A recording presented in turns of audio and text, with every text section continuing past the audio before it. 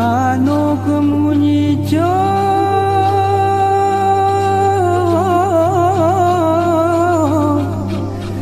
hirantingani kayu. Sejarah Perang Gayo. Kepemimpinan Tengku Tapa. Perang Gayo dimulai saat Kesultanan Aceh pada awal tahun 1900-an yang terus melakukan perlawanan terhadap Belanda mulai terdesak. Di mana saat Sultan Muhammad Daud Syah Raja Aceh terakhir ditangkap di Pidi pada 1903. Namun meskipun Sultan Aceh telah ditangkap, perlawanan masih saja berlangsung. Perjuangan rakyat Aceh diwalikan kepada para ulama. Salah satunya Tengku Cik di Tiro dan Tengku Tapa Wali bagian timur sampai ke pedalaman Gayo. Sehingga mulai disusun strategi gerilya jangka panjang di belantara hutan pegunungan Gayo untuk menghindari penangkapan pasukan Belanda. Tanah Gayo merupakan salah satu wilayah yang paling terakhir dimasuki Belanda selama menjajah seantero Nusantara. Salah seorang Minangkabau yang dibuang Belanda di akhir abad ke-19 adalah seorang laki-laki dari Tilatang Kamang. Bernama Abdullah Pakih Nagari. Tapi, berbeda dengan nasib kebanyakan perantau Minang lainnya, yang pergi merantau memburu tuah kepeang, menjadi pedagang atau pegawai pemerintah. Kisah Abdullah Pakih Nagari cukup aneh. Justru karena keanehan itu kita kini dapat mengetahui kisah petualangannya di rantau Aceh.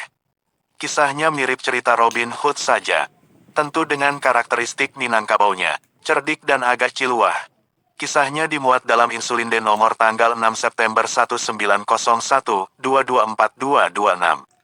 Berjudul Seorang Orang Rantai di Tanah Aceh. Yang terpandang seperti wali dan seperti anak raja atau PRINS. Bulanan Insulinde didirikan oleh J.N. Darmuda. Pemimpin redaksi C. H. Van Ophusen. Pertama kalinya terbit di Padang pada bulan April tahun 1901. Kisahnya sebagai berikut. Pada tahun 1901 seorang panglima perang Aceh bernama Tengku Tapa tewas dalam pertempuran di Kerti Aceh. Mayatnya diselimuti dengan bendera bertuliskan huruf Arab. Dan diberi pakaian sutra, layaknya seorang hulu balang gagah perkasa yang tewas dalam peperangan. Kebanyakan orang Aceh percaya bahwa almarhum adalah Sultan Malim Dewa, seorang anak raja yang sangat termasyhur di zaman purbakala karena kegagah beranian dan kesaktiannya. Sebagaimana dikisahkan dalam cerita rakyat Aceh. Akan tetapi sesungguhnya Tengku Tapa adalah seorang tahanan Belanda, orang rantai, yang telah bertahun-tahun melarikan diri. Akhirnya ia menjadi terkenal dan mendapat kemuliaan dan dipuja-puji oleh orang Aceh. Tengku Tapa sebenarnya adalah orang Minangkabau keturunan biasa, yang hidup sebagai seorang petani namanya Abdullah Pakih Nagari yang berasal dari Tilatang dekat Bukit Tinggi. Pada tahun 1885 ia ditangkap Belanda karena terlibat dalam kerusuhan di kampungnya. Lalu ia dibuang ke Aceh sebagai orang rantai dengan hukuman 20 tahun. Tapi ia berhasil melarikan diri. Kemudian bergabung dengan orang Aceh yang memberontak melawan penjajah Belanda. Abdullah Pakih adalah seorang Muslim dan pandai membuat azimat bertulisan Arab. Karena itulah ia menjadi terkenal di kalangan orang Aceh dan menjadi terpandang di sana sebagai seorang dukun yang pandai. Ia kemudian diangkat menjadi dukun di Istana Kemala. Tidak lama kemudian ia diberi kepercayaan oleh Sultan untuk memungut uang belanja perang dari kepala-kepala negeri di wilayah pantai utara dan timur Aceh. Tak lama kemudian Abdullah Pakih lenyap dari istana itu. Karena ia bertengkar dengan salah seorang famili Sultan, yang kemudian dibunuhnya. Ia melarikan diri dan bersembunyi di Gayo yang tidak takluk ke bawah perintah Sultan itu. Lalu ia pindah ke Bulu Blang di Lok Seumawe untuk menghindari balas dendam Sultan. Di sana ia bersembunyi dan bertapa. Karena itu ia jadi termasyhur dan dihormati orang banyak. Masyarakat setempat memberinya gelar Tengku Tapa dari kata bertapa. Pada masa itu penduduk yang hidup di pedalaman Aceh masih primitif, belum banyak bersentuhan dengan dunia luar. Para pemimpin mereka sering terlibat perang dengan para pemimpin Islam. Seperti dari Gayo, salah seorang pemimpin Islam itu bernama Tengku Husin, yang sangat benci kepada orang-orang primitif itu. Ia telah sering melucuti kekuasaan pemimpin mereka yang kurang kuat. Lalu ada orang yang mengabarkan kepada mereka bahwa Tengku Tapa dapat menolong mereka melawan Tengku Husin dan pengikutnya. Sejak itulah nama Tengku Tapa menjadi termasyhur. Apalagi dalam waktu singkat ia dapat membunuh Tengku Husin yang ditakuti itu. Di Aceh dikenal suatu hikayat tentang tokoh Malim Dewa yang sangat gagah perkasa dan sakti. Ia diyakini sebagai seorang anak raja dari Pasai. yang berkuasa sampai ke tanah Jawa dan negeri Cina. Malim Dewa mampu melakukan pekerjaan yang sulit-sulit di bumi dan di langit. Ia diyakini punya kendaraan seekor naga yang dapat membawanya terbang ke langit, menyelam ke dalam laut dan masuk ke perut ikan besar. Pada suatu ketika Malim Dewa menghilang dari dunia tanpa diketahui orang kemana perginya. Ada yang percaya bahwa ia masih berada di dunia, tinggal sendirian di hutan di gunung-gunung di Aceh Timur. Orang Aceh percaya bahwa Malim Dewa dapat dilihat apabila ia berkelahi dengan Belanda, di mana ia dengan gagahnya menebas batang leher Serdadu Company, dan memberi kemenangan kepada orang Islam. Mereka percaya bahwa Malim Dewa sudah kembali ke dunia untuk menolong mereka melawan Belanda. Maka yang mereka percayai sebagai Malim Dewa adalah Tengku Tapa itu. Tak lama kemudian muncul pula Putri Andam Dewi, istri Malim Dewa, tanpa seorang pun tahu dari mana datangnya. Maka Malim Dewa Putri Andam Dewi duduk dengan segala kebesarannya di istana mereka di Plada.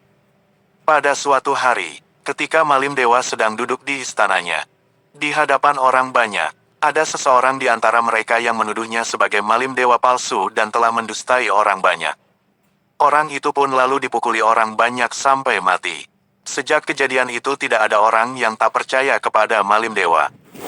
Dan namanya pun makin masyhurlah, yang tak mempercayainya tidak berani mengatakannya di depan umum karena takut dibunuh. Pada suatu hari seorang kepala kampung dari Simpang Ulim bernama Toko Makam datang mengunjungi. Bertemu dengan pangeran itu ia tak dapat menahan tawa. Karena ia tahu betul bahwa orang yang mengaku Malim Dewa itu adalah anak raja palsu. Apalagi ketika melihat Putri Andam Dewi, yang tiada lain adalah mantan babunya. Akan tetapi Toko Makam tidak berani mengatakannya kepada orang banyak.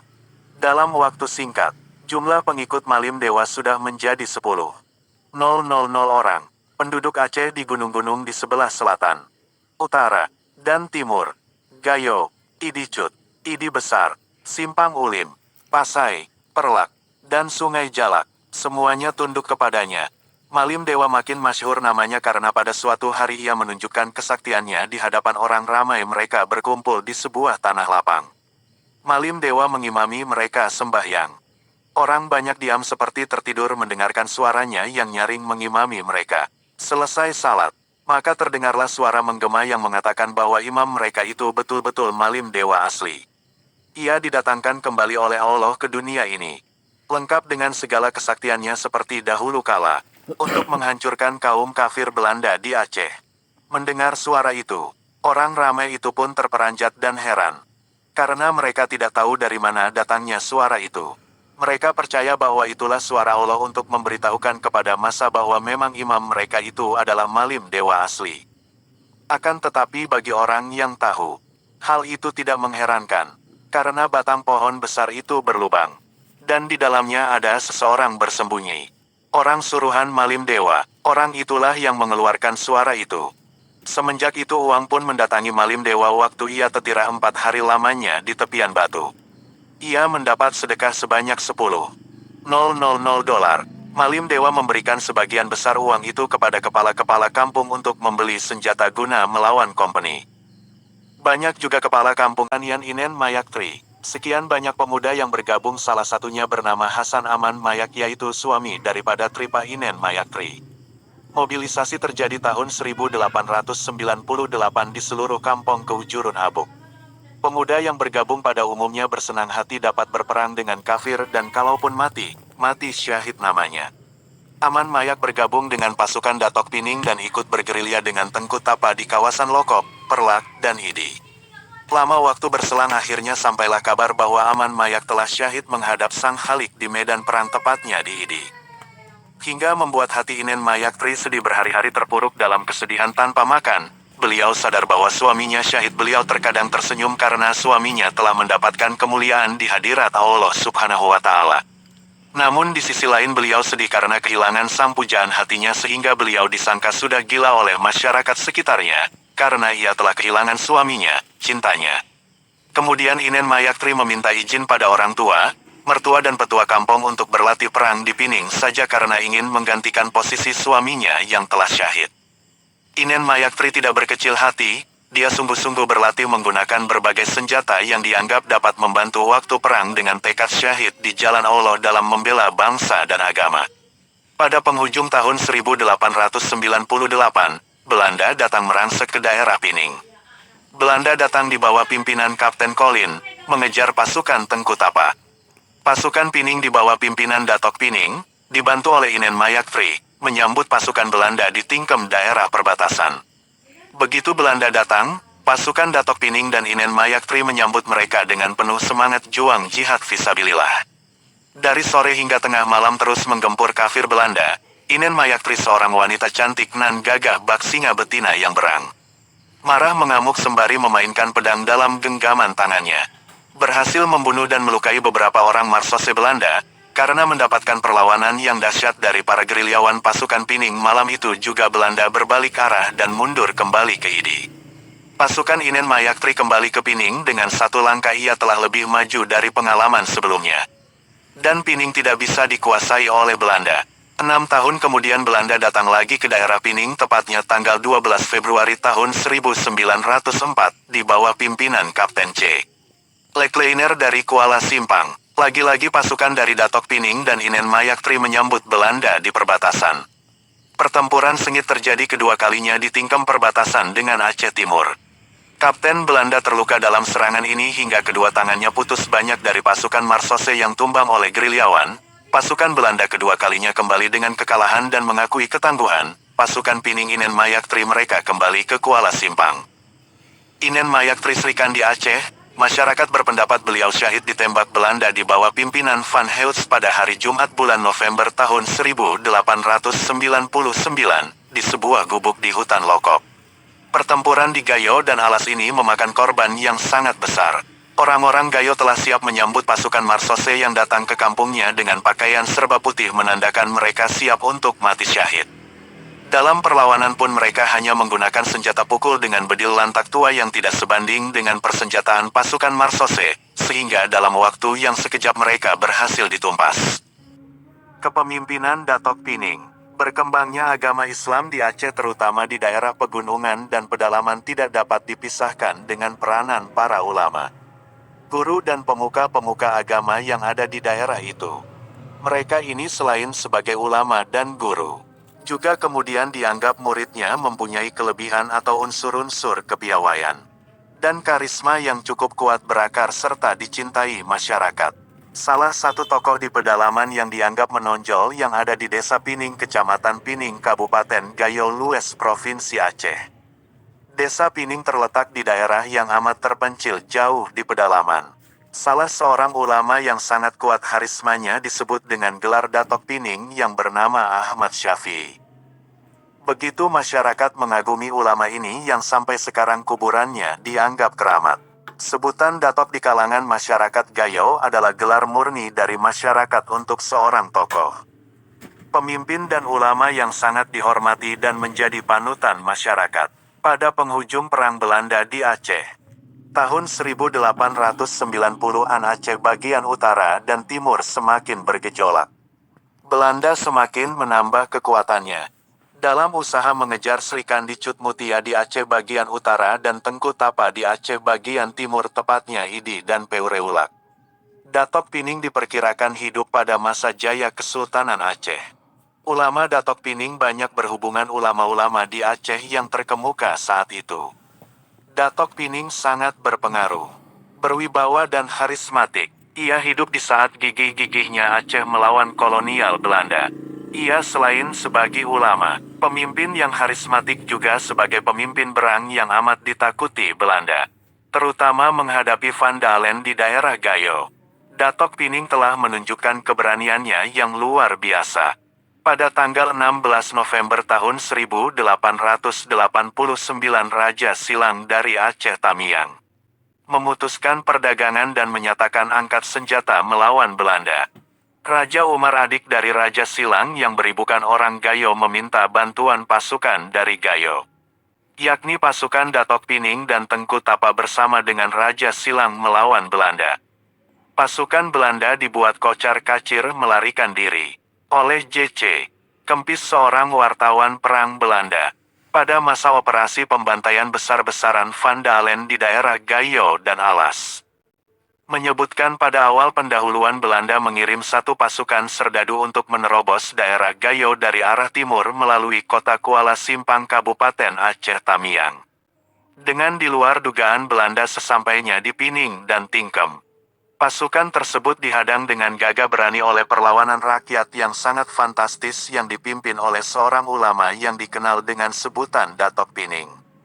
Dengan bersenjatakan kelewang, tombak dan pohon-pohon yang ditumbangkan.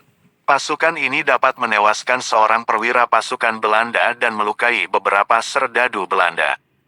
Akhirnya pasukan itu mundur kembali ke Kuala Simpang. Dalam menghadapi keganasan Van Dalen dengan pasukan Masusenya di daerah Gayo dan Alas.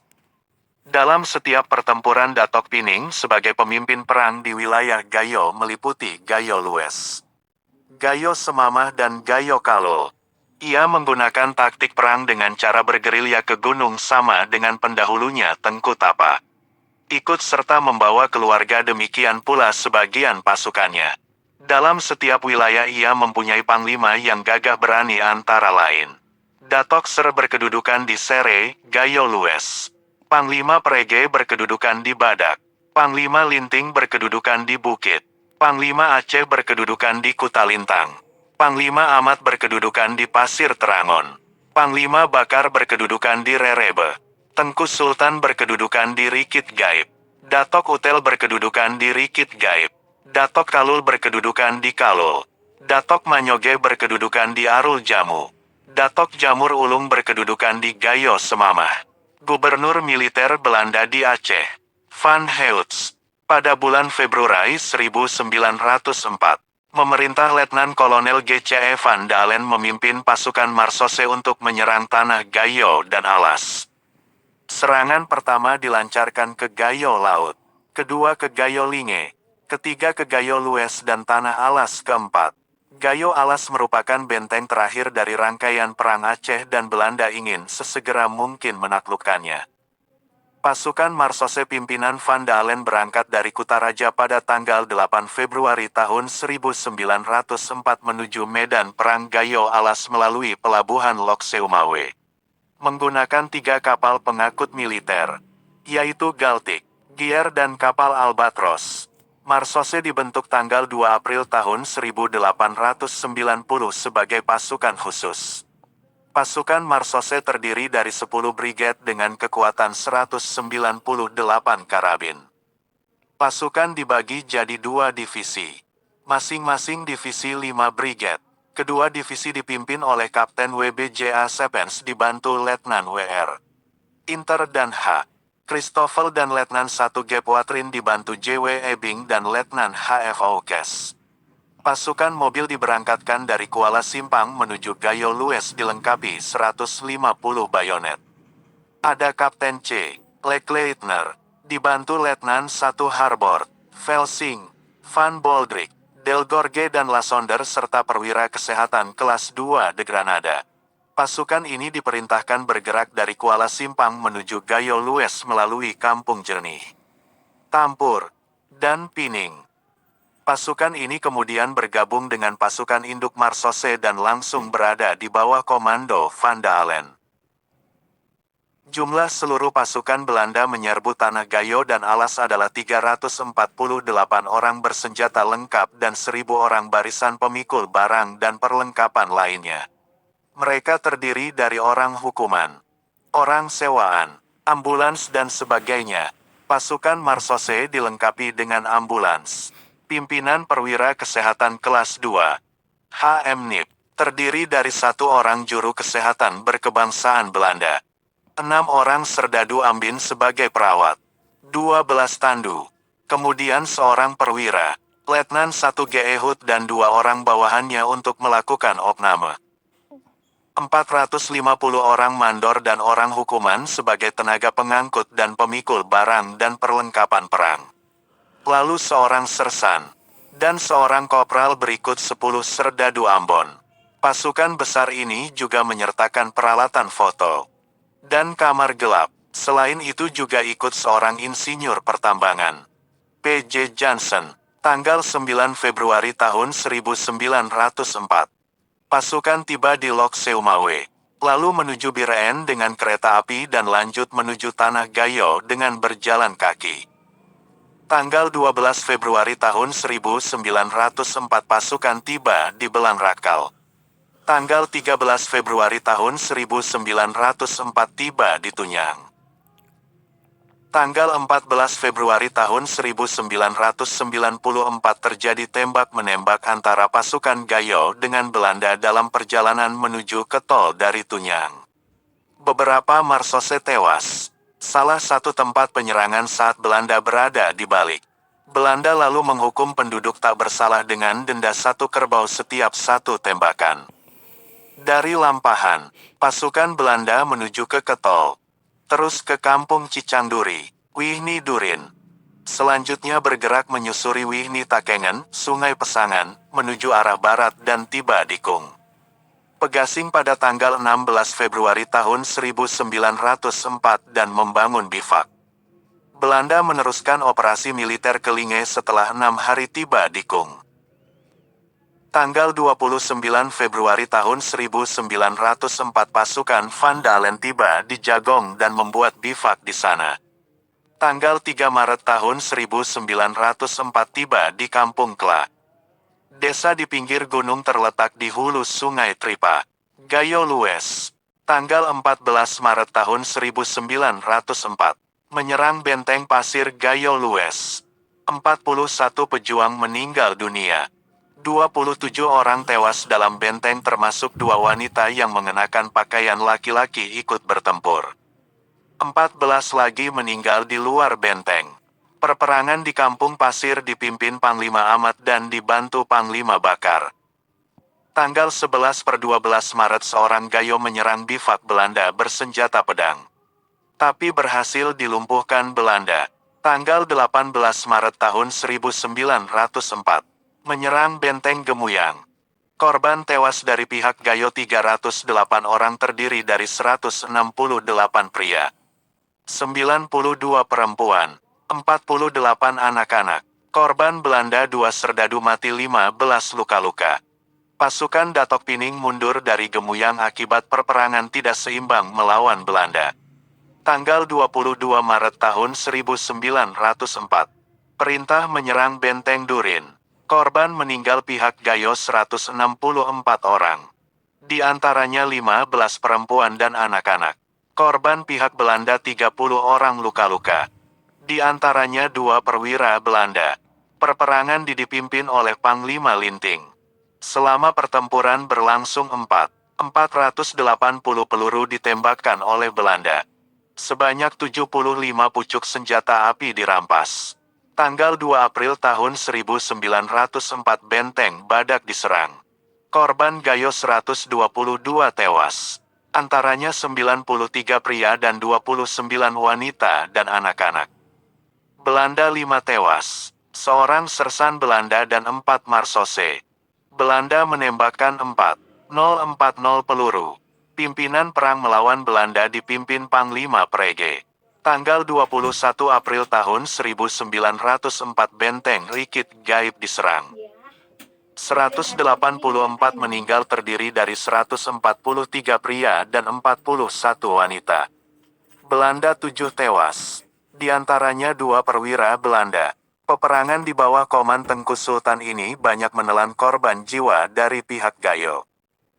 Saking banyaknya korban perang ini disebut perang rerorohan, artinya mayat berserakan harus dipijak untuk melewatinya. Benteng Penosan diserang tanggal 11 Mei tahun 1904. Korban pihak Gayo 284 orang tewas.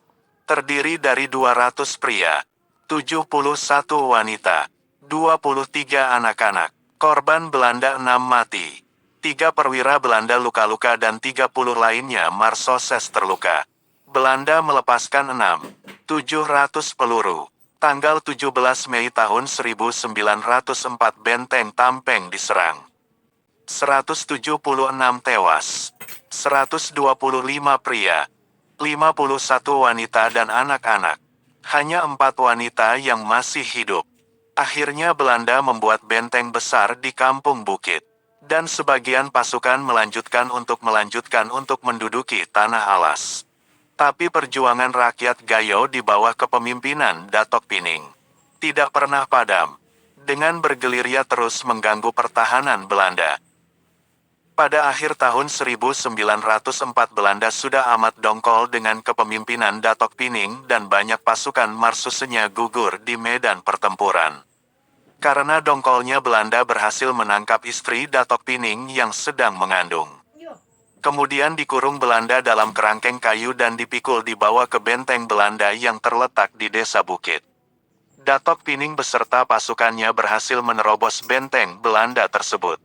Kedatangan pasukan ini membuat Belanda tercengang-cengang karena senjatanya tidak dapat meletus. Membuat pasukan menjadi takabur dan mengejek Belanda. Setelah membawa kabur istri Datok Pining, senjata Belanda kembali bisa berfungsi. Setelah itu Datok Pining kembali ke kampung halamannya di Pining. Selanjutnya ia menuju ke desa Lesten. Tiba di Gunung Pepanyi ia kemudian bertapa, kemudian ia ditimbun tanah longsor. Pasukannya mendengar suara beliau azan di puncak gunung. Oleh pasukannya bundelan pakaiannya yang dibawa ke Pining dan ditanam sebagai pengganti di kuburannya. Datok Pining sekarang ini lebih dikenal dengan sebutan Datok Seliming. Kepemimpinan Tengku Muda Datok Pining. Kemudian lahirlah putranya yang bernama Abdullah Datok Pining. Mendengar putra tersebut Belanda mengobrak-abrik desa Pining namun Belanda tidak berhasil menemukannya. Pasukan Datok Pining kemudian mengamankan putra tersebut dari kejaran Belanda. Dengan membawanya berpindah-pindah tempat masuk hutan keluar hutan. Suatu saat di mana pasukan ini berjumpa dengan pasukan Belanda di batasi sungai. Melihat ada pasukan Belanda di depan pasukan Datok Pining lari tunggang langgang dan meninggalkan putra Datok Pining sendirian. Selanjutnya turunlah hujan dengan derasnya sehingga sungai tersebut menjadi banjir dengan air bahnya. Sehingga tentara Belanda tidak dapat menyeberangi sungai. Karena kesalnya mereka kemudian menembaki putra Datok Pining tersebut dari seberang sungai. Namun hamburan peluru Belanda tersebut menumpuk persis di depan Datok Pining kecil. Akhirnya Belanda mengurungkan niatnya dan memutar balik arah. Pasukan yang lari kemudian sadar bahwa mereka telah meninggalkan putra Datok Pining sendirian. Ketika pasukan ini menjemputnya ke tempat tadi dan mendapati putra Datok Pining sedang bermain-main dengan selongsong peluru Belanda yang telah menumpuk di depannya. Rasa permusuhan yang sangat mendalam kepada Belanda. Situasi perang gerilya yang terus sepanjang tahun. Berpindah-pindah dari hutan ke hutan dan jiwa kepemimpinan orang tuanya luar biasa. Telah banyak menumbuhkan jiwa dan raga pemuda Abdullah menuju ambang kedewasaan untuk menjadi seorang pemimpin. Ulama, tokoh pemberani dengan unsur Datok, dan menggantikan orang tuanya. Dengan sikap yang dewasa karakternya pun menonjol dengan karisma dan ilmu agama yang tinggi. Sehingga ia menggantikan orang tuanya menjadi pemimpin perang di wilayah Gayo pada usia yang masih muda dan dijuluki Tengku Muda Datok Pining. Untuk meneruskan perjuangan orang tuanya dalam melawan kolonial Belanda, ia memperkuat pasukannya dengan merekrut generasi muda. Pengikutnya semakin lama semakin bertambah banyak. Daerah operasinya dialihkan ke hutan-hutan Samarkala, Serbejadi Gayo Semamah dan Tingkem, Gayo Lues, dan Jagong, Gayo Laut. Penyerangan Belanda sangat gencar dari arah timur. Sehingga dalam suatu pertempuran pas tahun 1930 Datok Pining disergap oleh Belanda dan berhasil ditangkan dan dibawa ke Langsa kemudian dibawa ke Kuala Simpang. Telah ditangkap beserta Tengku Ciptayat Peureulak dan dibawa dengan kapal laut dan dibuang ke tanah Jawa. Kemudian dipenjarakan di penjara Glodok. Di penjara Glodok ia berkelahi dengan seorang sipir penjara. Kemudian ia dipindahkan ke penjara Cipinang. Setelah beberapa bulan di sana lalu dipindahkan ke Jawa Barat di penjara Sukamiskin Bandung.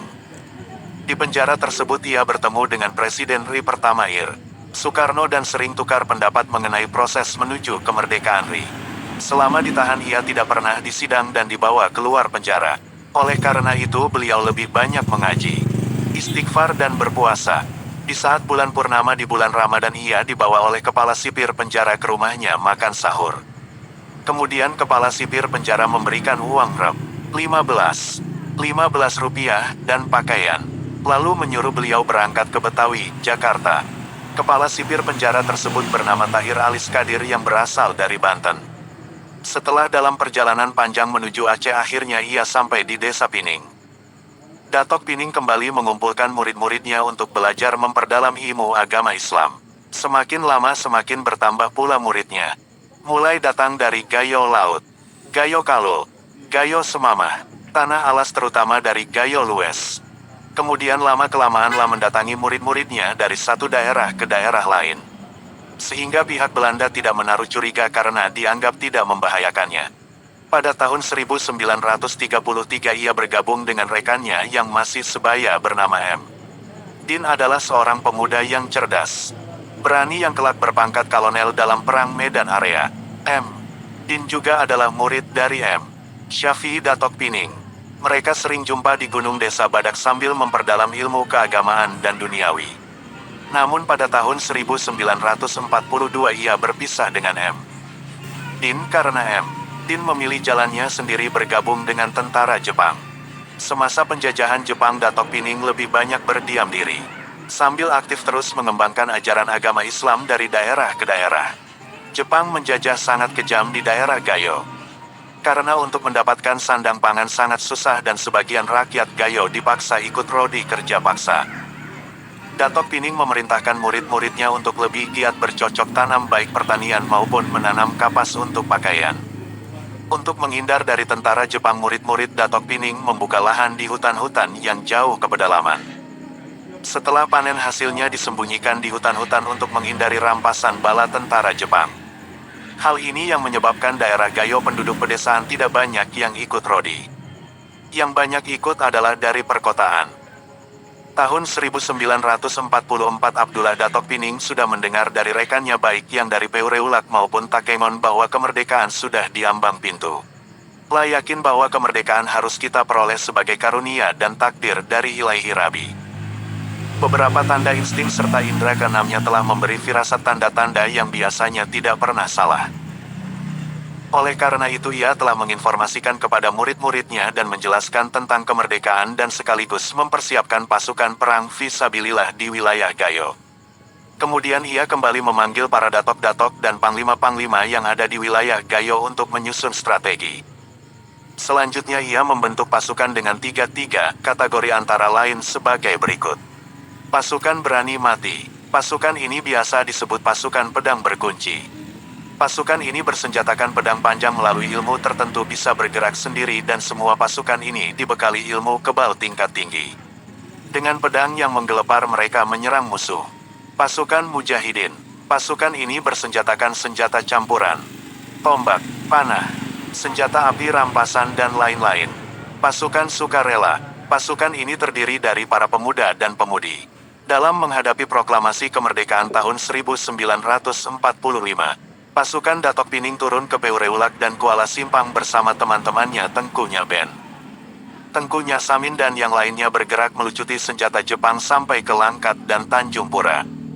Perang agresi Belanda tahun 1947 sampai dengan tahun 1950. Pasukan Datok Pining langsung terjun ke medan perang di Tanah Karo, Langkat, Pangkalan Berandan, Peureulak dan Medan Area.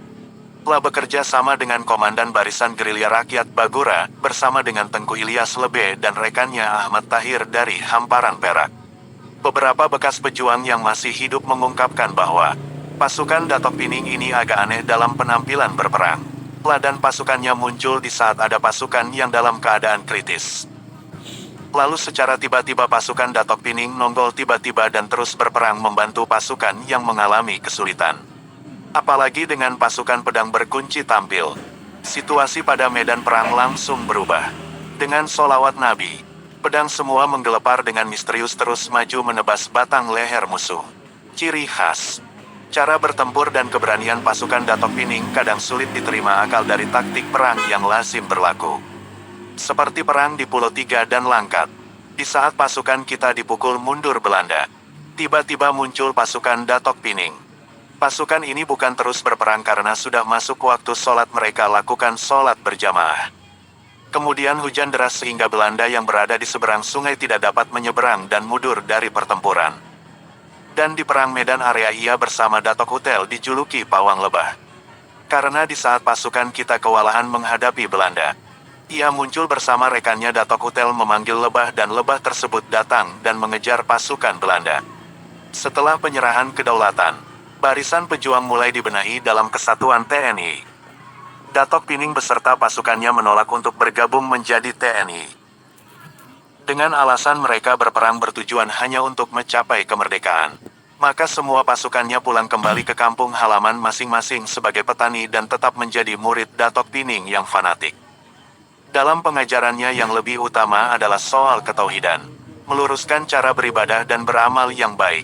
Kepemimpinan Datok Pining sebagai ulama besar, sebagai pemuka dan sesepuh masyarakat kian berpengaruh. Dalam pandangan muridnya ia mempunyai kelebihan. Ada unsur kewalian sehingga membuat harismanya semakin tinggi dan pengikutnya semakin bertambah. Sejak zaman Orde Baru yang mengutamakan pembangunan nyata, Datok Pining aktif memberikan dorongan kepada masyarakat agar dapat mengisi pembangunan dalam berbagai sektor. Pemerintah pusat menghadiahkan naik haji untuk yang kedua kalinya pada tahun 1983. Aktivitas Datok Pining dalam membina masyarakat dari desa ke desa di wilayah Aceh telah pula mendapat perhatian Presiden Republik Indonesia. Oleh karena itu pada tahun 1986 Presiden memanggil beliau ke Jakarta dan menghadiahkannya sebuah kendaraan roda 4 agar dapat memperlancar untuk mengunjungi murid-muridnya manapun berada. Datok Pining kemudian sakit-sakitan dan pada tahun tersebut beliau tutup usia. Tepat pada malam Jumat, keesokan harinya seluruh murid-muridnya yang ada di Aceh berdatangan untuk melihat terakhir kalinya.